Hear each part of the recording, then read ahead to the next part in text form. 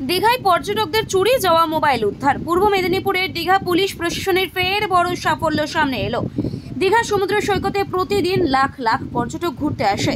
দীঘায় ঘুরতে এসে বহু পর্যটক হারিয়ে ফেলছেন মোবাইল, কখনো চুরি গেছে।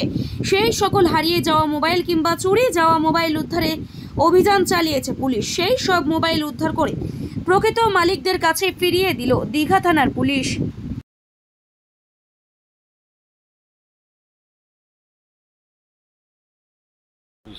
দীঘা থানার পুলিশ যে সহযোগিতা করেছে আমাদের সঙ্গে, এটা খুব আনন্দের ব্যাপার।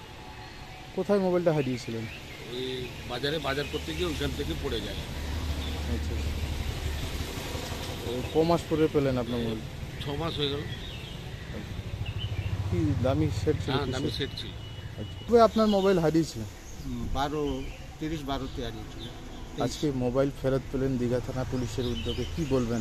না, ওটা খুবই আনন্দের ব্যাপার। এটা যে পেয়েছি এটা আমার কাছে বিশাল আনন্দের জিনিস। কিভাবে হারিয়েছিল মোবাইলটা? আপনি বুক পকেট থেকে চুরি হয়ে গেছে। পড়ে গেছিল আর কি? হ্যাঁ, পড়ে গেছে। কতদিন পরে ফেরত পেলেন? 5 মাস।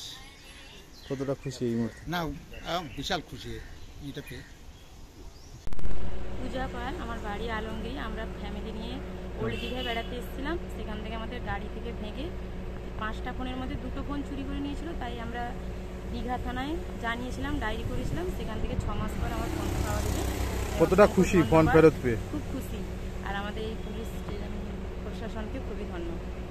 টোটাল আমাদের 16টা মোবাইল ফেরত দেওয়া হলো। বিভিন্ন টাইমে দীঘাতে লোকজন ঘুরতে এসে বিভিন্নভাবে তাদের মোবাইলটা দীঘার বিভিন্ন জায়গায় হারিয়েছিল, তো আমাদের কাছে মিসিং জিডি করেছিল। সেই মিসিং জিডি রেফারেন্সে আমরা সিএমজি সেলের সহায়তা নিয়ে এই মোবাইলগুলো উদ্ধার করেছিলাম। উদ্ধার করার পর মোবাইলের যে প্রকৃত মালিক তার তথ্য যাচাই করে আজ যারা যারা এসেছিল তাদের হাতে আমরা মোবাইলগুলো হ্যান্ড ওভার করে দিলাম।